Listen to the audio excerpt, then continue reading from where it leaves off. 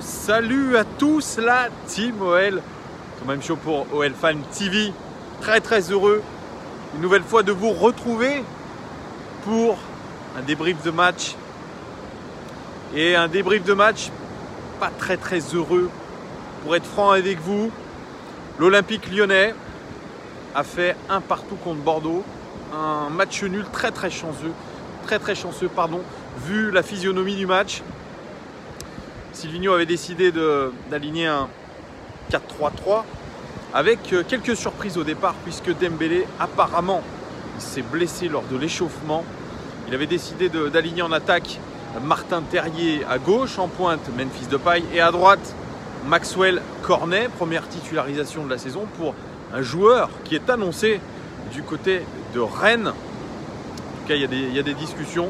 Et puis, première titularisation au milieu de terrain de Jeffrey Adélaïde. C'est Lucas Touzard qui est mis sur le banc.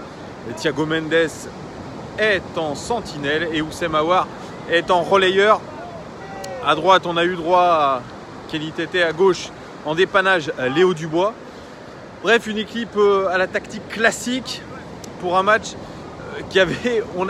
Juninho avait demandé plutôt aux supporters d'être respectueux. Vous savez, en ce moment, il y a une grosse campagne contre l'homophobie de la part de la Ligue, de la part du gouvernement. Et ça a tourné un petit peu au camouflet pour Juninho et puis pour le bord lyonnais, puisque de nombreuses banderoles, d'ailleurs assez marrantes, moi, de mon goût, étaient assez marrantes, bien senties, beaucoup de second degré, beaucoup de folklore. Ça a un peu émaillé le match, mais voilà. Moi, bon, je vais arrêter les commentaires ici parce qu'on n'est peut-être pas tous d'accord avec ça. En tout cas, les supporters ne sont pas restés en reste de tout ça et ont décidé de y aller de leur plein gré. Et je trouve ça pas mal. Le stade doit rester le dernier endroit de liberté sur Terre, excepté toutes les très grosses discriminations, notamment le racisme, qui évidemment n'ont pas leur place dans le stade. Mais voilà, c'est toute autre histoire. Je reviens sur le match. L'OL, comme je vous ai dit, a bafoué une nouvelle fois son football, une deuxième fois consécutive, une deuxième fois en une semaine. Une équipe absolument dramatique, notamment sur la seconde période, puisque on avait quand même plutôt bien commencé le match, je trouve, avec un pressing assez haut, avec des enchaînements pas trop mal. Et puis, on s'est un petit peu écroulé. Écroulé pourquoi? Parce que Thiago Mendes a été expulsé. Une expulsion qui aurait dû être déjà réalisée bien avant, puisqu'en première mi-temps, il a réalisé un geste absolument terrible sur un joueur bordelais, qui aurait pu lui faire très mal à la cheville. Il aurait dû être expulsé par la VAR. Ça n'a pas été le cas. Et puis en seconde mi-temps, il récidive. Beaucoup de nervosité, un jeu stéréotypé. En première mi-temps, ce que je remarque, c'est qu'on a beaucoup joué en U. Toujours ce trajet entre les défenseurs centraux vers les latéraux, etc. En évitant soigneusement l'axe. C'est très bizarre puisqu'on avait des joueurs comme Thiago Mendes, comme Aouar, comme Jeffrey Adélaïde, capables, eux, par une passe, de casser les lignes dans l'axe. Eh bien non, on a joué petit bras. On a joué une fois de plus à la Silvino, puisque c'est un petit peu sa marque de fabrique. C'est-à-dire absolument protéger notre terrain, essayer de ne pas prendre de but, essayer de jouer, l'assurance sous risque. Sauf que c'était exactement la même tactique qu'utilisait Bruno Genesio la saison dernière. Et ça n'a pas produit grand chose, notamment dans le jeu. Et c'est ça qui est un peu désespérant, un petit peu au bout de 4 matchs. C'est que les progrès dans le jeu ne sont pas là. J'enlève complètement Monaco et Angers. Nous étions peut-être sur une bonne dynamique, mais face à des adversaires très faibles. Là, on est passé sur des adversaires un poil plus sérieux, Montpellier et Bordeaux. Et on a eu les pires difficultés du monde à hausser le niveau de jeu et surtout à créer des décalages. En début de seconde mi-temps, on s'est dit, quand même, l'OL va réagir. Pas du tout. Et là, ça montre bien très clairement qu'il y a un problème de physique dans cette équipe. Je ne cesse de le répéter, je radote. Oui, il y a un problème de préparation physique dans ce club. On n'a pas changé toute cette équipe de préparation physique et ça se voit. On a joué des joueurs qui sont cramés dès la 30e minute de jeu parce que regardez bien le chrono. Jusqu'à 30 minutes de jeu, il n'y a pas de souci. On a vu des prises à deux, du pressing haut, du contre-pressing, ce que vous voulez. Après 30 minutes, c'était fini. Et en deuxième mi-temps, fatigué. Et imaginez qu'on a fait déjà un match à Montpellier à 10 contre 11 et on continue à faire 25 minutes à 10 contre 11. C'est quasiment impossible dans l'état de forme des joueurs. Au bout de 4 matchs de championnat, 1 mois de compétition, tout le monde déjà physiquement est à la ramasse. Et c'est ça qui m'inquiète le plus. Et ce qui m'inquiète peut-être autant, c'est le coaching de Silvinho, l'adaptation aux contraintes du match, aux faits de jeu. Elles sont très poussives. On a vu un Silvinho qui n'a pas trouvé la clé tout simplement sur 2 matchs. Et il fait rentrer Lucas Touzard quasiment du poste pour poste avec Thiago Mendes. Il fait rentrer Gianluca bien trop tard. Il sort Jeffrey Nadalid. C'est vrai qu'il n'a pas été terrible, mais bon, ça je le redirai après. Bref, c'est un peu fouillis. Moi, j'ai du mal à comprendre où veut en venir Silvinho, quel est son projet de jeu, qu'est-ce qu'il veut faire. Pour l'instant, c'est extrêmement brouillon. Désolé si je suis critique, mais voilà, c'est ma vision des choses. Je l'avais déjà vu en match de préparation, je m'étais déjà alerté. Et là, on a vraiment toute cette préparation lyonnaise qui était mauvaise, qui est en train de ressortir sur ces 2 matchs avant la trêve internationale. C'est pas de très très bon augure. Bref, je reviens sur les statistiques générales de ce match. 10 tirs côté lyonnais, 18 tirs côté bordelais. Cette seconde mi-temps, notamment les 25 dernières minutes, on a pris une ribambelle de tirs. On était assaillis complètement, on n'a pas mis le pied sur le ballon, ça a été très très compliqué. 3 cadrés côté lyonnais, c'est très faible. 6 cadrés côté bordelais et une statistique édifiante. 39 passes réussies dans le dernier tiers seulement pour les Lyonnais, contre 111 pour les Bordelais. Mais regardez la différence, elle est énorme. Je veux bien qu'il manque un joueur, mais c'est énorme. 10 centres côté lyonnais et 21 centres côté bordelais. Les dernières 25 minutes, on a laissé les côtés pour blinder l'axe et on a pris centre sur centre. On aurait dit l'équipe de France à la Coupe du Monde on défendait notre axe, on prenait des salves de centre et ça aurait pu vraiment nous coûter parce que dans les airs, on n'était vraiment pas impériaux. Alors là, le pourcentage de possession dans le camp adverse, 43% de possession dans le camp adverse pour l'Olympique Lyonnais, 54% pour les Bordelais qui bénéficient d'une seconde mi-temps un peu plus haut sur le terrain. 6 passes réussies dans la surface de réparation sur 15 pour l'Olympique Lyonnais, c'est faible. Et 10 réussis dans la surface de réparation sur 16 pour les Bordelais. Au niveau des expected goals, vous allez voir, c'est toujours pareil, on n'arrive pas à se créer des occasions. Expected goal pour l'Olympique Lyonnais, 1 but. Hein, ça tombe bien, on a marqué 1 but. Vous vous rendez compte, on ne méritait pas plus qu'un but. Et encore, le but de Memphis Depay qui est très beau, il avait 38% de chance de le marquer. Bordeaux, malgré tous ses tirs, pareil, ils n'ont pas créé des occasions très très franches. Quasi aussi 1 but, voilà, 0,96. Au niveau des duels aériens, on est battu aussi par les Bordelais, 54% des duels gagnés par les Bordelais. Et la possession, pareil, on l'a abandonné aux Bordelais. Au niveau de l'indice de pressing, 11 passes autorisées aux Bordelais avant une intervention défensive. Je vous rappelle notamment l'indice de pressing du Paris Saint-Germain la saison dernière, c'est 7 passes autorisées en moyenne à l'adversaire avant une intervention défensive, ce qui est un très bon indice de pressing. Là, voilà, le pressing s'est effrité au fil des minutes. C'était vraiment assez incroyable. Au niveau de la position moyenne des joueurs, c'était pas trop mal organisé sur la position moyenne. C'était un 4-1-3-2 au final. On passe aux statistiques individuelles et aux notes aussi que je vais donner aux joueurs. Anto Lopez, eh bien, ça a été, je pense, l'un des seuls Lyonnais à avoir surnagé dans ce match. Il a eu du boulot et il l'a fait d'une très très belle manière. Il a été auteur de quelques parades de très très haut niveau, notamment pour empêcher le but bordelais, où il fait une parade réflexe sur sa ligne extraordinaire. Bref, il n'a rien à se reprocher sur ce match. Comme beaucoup de fois, il est exemplaire, Anto Lopez, dans sa prestation. Je lui mets la note 8 sur 10 parce que voilà, il a quand même surnagé dans la défense lyonnaise. Denayer, notre capitaine, 50 passes réussies sur 50. Waouh, 100% de passes réussies et 3 dégagements. Il a fait une première mi-temps plutôt solide, il a été là, il a été au duel, il a été serein. Par contre, la deuxième mi-temps était beaucoup plus poussive. Dans les temps faibles de l'OL, notamment les 25 dernières minutes, il a pris l'eau, comme tout le monde. Donc un match moyen pour Jason Denayer. Je lui mets la note de 5,5 sur 10. Andersen, 59 passes réussies sur 71. Record côté lyonnais dans ce match, mais c'est pas très bon du tout, pas très précis dans les passes. 5 dégagements, record côté lyonnais dans ce match. Et pourtant, eh bien, les matchs se suivent et se ressemblent pour Andersen. Aujourd'hui, il n'a encore pas été du tout à l'aise. Battu très souvent dans les airs, alors que c'est son point faible. Il est très grand. Pas bon dans le timing. Dans la relance, c'est pas ça du tout. Il a été notamment bougé quand il a essayé de porter le ballon. Ça m'a rappelé un peu la charge qu'il avait prise contre Bournemouth. Un coup d'épaule et par terre. C'est pas très serein. Il a failli marquer quand même un but sur corner. Il est passé à 2 doigts de mettre sa tête, mais pour l'instant Andersen, pour moi, n'est pas du tout en confiance. Je le sens perdu sur le terrain. Je le sens pas à son aise, tout simplement. Quand je vous disais que Marcelo méritait aujourd'hui d'avoir sa chance, eh bien je le répète.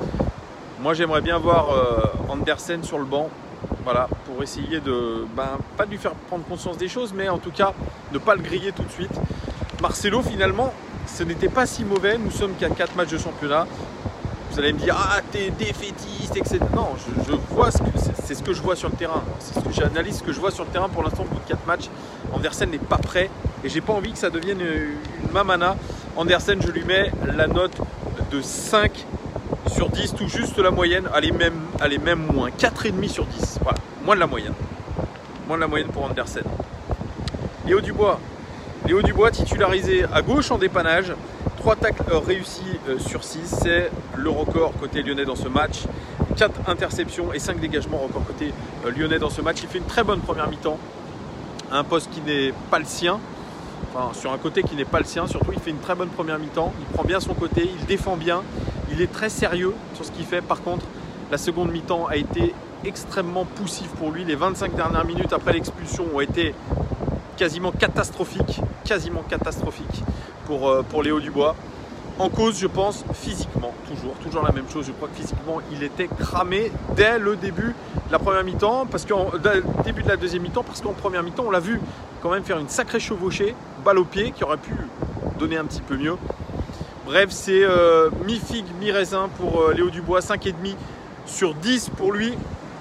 Kenny Tête, titularisé à droite, 6 tacles réussis sur 6, c'est très bien. Record du match tout simplement et 2 interceptions. Il fait un match pareil, en dents de scie, il fait une première mi-temps plutôt correcte, avant de sombrer un petit peu Kenny Tête face à leur attaquant qui s'appelle Calu, je crois, c'est ça, Calu il me semble. Il prend un peu le bouillon ensuite face à Calu. Moi je ne l'ai pas trouvé incroyable sur cette seconde mi-temps, mais comme la plupart des Lyonnais, il fait une première mi-temps correcte. Je lui mets la note de 5,5 sur 10 à Kenny Tête. Thiago Mendes, titularisé en sentinelle. Thiago Mendes, il fait une très bonne première mi-temps quand même, malgré ce carton jaune qui aurait pu se transformer en carton rouge. Tout de suite. 6 ballons récupérés pour lui. Record côté lyonnais dans ce match, 4 tacles réussis sur 4. Alors, je ne sais pas s'il compte les tacles fautes. Et 5 interceptions, record côté lyonnais dans ce match. Il fait vraiment une première mi-temps très intéressante, Thiago Mendes, dans ce rôle de sentinelle. Il est très à l'aise, mais il commet l'irréparable. Faute de bête, faute de maturité, comme l'aurait dit peut-être Anto Lopez. Moi, je trouve que c'est une faute professionnelle, tout simplement. 2 expulsions en 2 matchs pour les 2 anciens Lillois. Tiens, c'est une coïncidence, ça aussi. C'est pas possible de laisser comme ça la chance à l'adversaire de revenir dans le match. Ça, en Ligue des Champions, ça ne pardonnera pas. Même en championnat, ça ne pardonne pas. Aujourd'hui, Thiago Mendes peut s'en vouloir, vraiment. Je suis très en colère contre Thiago Mendes. C'est pas normal. Il a 27 ans, le garçon. C'est pas un tout jeune joueur. J'ai regardé ses statistiques de cartons jaunes et cartons rouges. C'est 40 cartons jaunes dans sa carrière et 3 cartons rouges.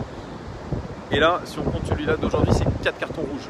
C'est pas possible. C'est un joueur nerveux. C'est un joueur qui doit absolument maîtriser ses nerfs. Ça me rappelle un petit peu l'expulsion débile. D'ailleurs, contre Bordeaux. Bordeaux, c'est notre chat noir. J'ai l'impression que c'est pas possible. Contre Bordeaux, ouais, de Sergi Darder. Voilà, carton rouge. Là, voilà, il nous met encore une fois dans de sales draps. Ces joueurs-là doivent absolument se maîtriser. Non, c'est pas possible de laisser les deux pieds décollés comme ça. Non, non, non. Voilà, donc Thiago Mendes, vu son expulsion, je lui mets la note de 2 sur 10. Tout simplement, il mériterait même un 0 avec France Football, tant c'était naze. Oussem Aouar, courant alternatif aussi. Physiquement, ça va pas. C'est toujours la même chose. Il peut faire des actions de très grande classe d'un point de vue individuel. On l'a vu d'ailleurs passer en revue quasiment 3 joueurs. Et puis complètement disparaître dans le match. Du Oussem Aouar dans le texte, il n'a pas été flamboyant. Et pourtant, c'est 2 passes clés dans le match. Record côté lyonnais dans ce match. Et 3 duels réussis sur 5.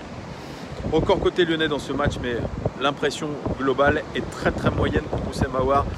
Je lui mets la note de 5 sur 10. C'est pas très bon, c'est juste la moyenne. Jeffrey Adelaide, première titularisation pour lui, pour l'ancien Angevin en tant que relayeur. Eh bien, il n'a jamais pesé dans les débats. Il a semblé perdu sur le terrain. Très peu d'impact. Il a fait une grosse faute qui lui a valu un carton jaune. Moi, je ne l'ai pas senti comme certains le disaient, comme un Ndombele en puissance. Non, non, non. Ses prises de balles ne m'ont pas impressionné. Il n'a pas fait de choses marquantes dans ce match et pourtant il avait une occasion vraiment de se montrer. Si je compare la première de Tanguy Ndombele contre le Paris Saint-Germain et la première de Jeffrey Adelaide, bien on est loin du compte les gones, hein. Ça ne sera pas du tout le même joueur. C'est un joueur qui a été seulement replacé en tant que relayeur en fin de saison dernière. Sinon il était un peu baladé à droite, au centre, etc. C'est un joueur qui n'a pas eu vraiment de poste fixe. Mais là, sur ce premier match, je ne l'ai pas trouvé du tout flamboyant. Mais bon, ce n'est que son premier match aussi. Je le juge peut-être un peu rapidement. Mais en tout cas, il ne m'a pas plus impressionné que ça. Moi, j'avais une idée très claire de Jeffrey Adelaide. Pour moi, ce n'est pas forcément une très très bonne recrue. Ce n'est que mon avis, les Guns. Voilà, ne m'insultez pas. Ce n'est que mon avis pour l'instant, en tout cas. On voit vraiment la différence avec un Tanguy Ndombele quand même. C'est vrai qu'aujourd'hui, il n'y a pas un joueur capable de casser les lignes balles au pied, d'avoir ce jeu de feinte de corps qui étaient quand même des éléments clés de son jeu la saison dernière. Jeffrey Adelaide qui est sorti pour Lucas Touzard à l'expulsion de Thiago Mendes. Bref, voilà. Il y en a un autre qui n'a pas été... Jeffrey Adelaide, combien je lui mets? Je lui mets la note de 4,5. Voilà, moins que la moyenne pour Jeffrey Adelaide. Maxwell Cornet, première titularisation, lui qu'on annonce, comme je vous l'ai dit, du côté de Rennes, le néant, voilà, le néant. Il a essayé de centrer, mais voilà. Puis toujours dans un jeu stéréotypé, on l'a senti pareil, perdu, pas à l'aise du tout, pas tranchant, rien à voir avec le Maxwell Cornet de la fin de saison. Peut-être que la Coupe d'Afrique des Nations et sa situation personnelle un peu indéfinie le rendent un peu plus faible. Mais vraiment pas bon du tout, il n'y a rien, j'ai rien du tout dans les stats, non, il n'y a aucune stat pour lui, voilà. Donc Maxwell Cornet c'est 3,5 sur 10, voilà, merci, au revoir peut-être Maxwell Cornet. Voilà. Martin Terrier est titularisé, lui qui se posait des questions aussi sur son avenir, eh bien il a eu sa chance. Martin Terrier qui a quand même, je trouve, fait une bonne première mi-temps, hein. Il a commencé un petit peu timidement, mais il est ensuite rentré au fur et à mesure dans son match et c'est lui qui fait cette très très belle passe décisive verticale pour Memphis Depay. Il a cette vision du jeu, il a ce côté vertical qui est très très intéressant. C'est celui qui a subi le plus de fautes dans le match, 4 fautes subies pour Martin Terrier, preuve de son activité. Je lui mets la note de 6,5 sur 10. Memphis Depay est titularisé en pointe à la place de Moussa Dembélé. Un centre réussi sur 2, un but, quel but, magnifique but. Franchement, il fallait le mettre hein, parce qu'elle était très très difficile à placer au ras du poteau, un poteau rentrant. Mais je crois que c'est tout ce qu'il a fait dans le match, malheureusement, c'est tout ce qu'il a fait. Très très transparent, ralentisseur de jeu, ça c'est la même chose que contre Montpellier, beaucoup trop de gris-gris, pas assez vers l'avant. Du Memphis Depay qui heureusement joue sur sa qualité individuelle parce que le match qu'il fait c'est du même acabit que le match contre Montpellier, c'est-à-dire mauvais. Je lui mets la note de allez, la même que Terrier, 6,5 grâce à son but quand même, hein, 6,5 sur 10. Je ne vous parle pas de la rentrée de Lucas Touzard qui est anecdotique. Voilà, je suis très très déçu comme je pense que vous l'êtes beaucoup. sur toutes ces 25 dernières minutes, même si on avait une expulsion, subir autant, c'est grave parce que les Girondins ont trouvé de la verticalité, ils passaient vraiment systématiquement, ils transperçaient nos lignes. Et ça, franchement, si vous avez des joueurs en face qui prennent les vraies bonnes décisions et vous avez des tueurs, vous repartez avec une sacrée valise. Vous repartez chez vous avec une grosse valise. Donc non, c'est pas un bon match. Il va falloir se poser les vraies questions pour Silvinho. Il va falloir recentrer tout ça. Mais aujourd'hui, quels sont ses leviers? Pendant la trêve internationale, il n'aura pas tous ses joueurs à disposition. Moi, je m'inquiète un petit peu parce que je vais vous donner le calendrier qui arrive.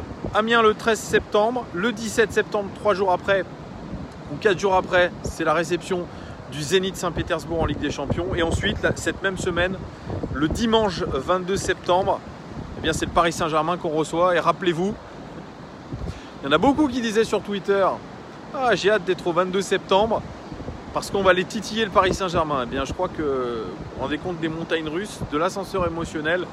On est passé de tout à rien en l'espace de 2 semaines. Voilà, c'est ça le football aussi, c'est ça qui donne des émotions. Émotions positives, négatives. Donc voilà les gones. On verra bien ce qui va se passer dans les prochaines semaines. En tout cas, il y aura beaucoup de choses à rectifier. Silvinho est déjà un petit peu sous pression. 7 points sur 12 les gones.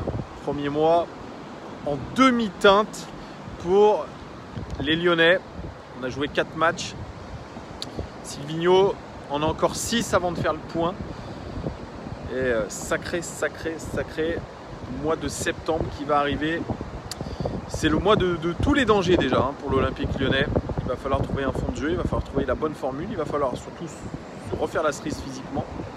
Parce que Anto Lopez a dit déjà au bout de 4 matchs, on va profiter de la trêve internationale pour se reposer. Ça dépend pour qui, mais s'ils sont déjà crevés au bout de 4 matchs, c'est pas très bon signe. Voilà, j'ai pas envie d'être trop négatif, mais voilà, sur ce match-là, il n'y a pas grand chose à retenir de positif, à part peut-être les 30 premières minutes et encore. Il y a eu 2 occasions franches, un but. Voilà, c'est pas extraordinaire, vous l'avez vu dans l'expected goals. Dites-moi vous, en commentaire les gones, ce que vous avez pensé de ce match. Dites-moi ce que vous avez pensé du coaching de Silvinho. Dites-moi ce que vous avez pensé des joueurs. Qui vous a le plus déçu? Voilà, lâchez-vous, dites-moi tout en commentaire. Et je vous remercie une nouvelle fois de me suivre de plus en plus nombreux. Merci à tous les messages que je reçois en privé pour me dire que vous appréciez mon travail. Ça me fait vraiment chaud au cœur. Pour moi, c'est la fin des vacances les gones, c'est le retour à Lyon. C'est la dernière fois que je suis sur cette plage avant l'année prochaine. Le soleil se couche sur cette superbe plage avec les blocos. C'est un beau paysage quand même. J'adore, ça va vraiment me manquer. Mais bon, retour à Lyon et retour à l'Olympique lyonnais en espérant que ça se passe beaucoup mieux prochainement. Je vous dis à très vite les gones, très bonne soirée à vous. À très bientôt. Ciao, ciao, ciao, ciao.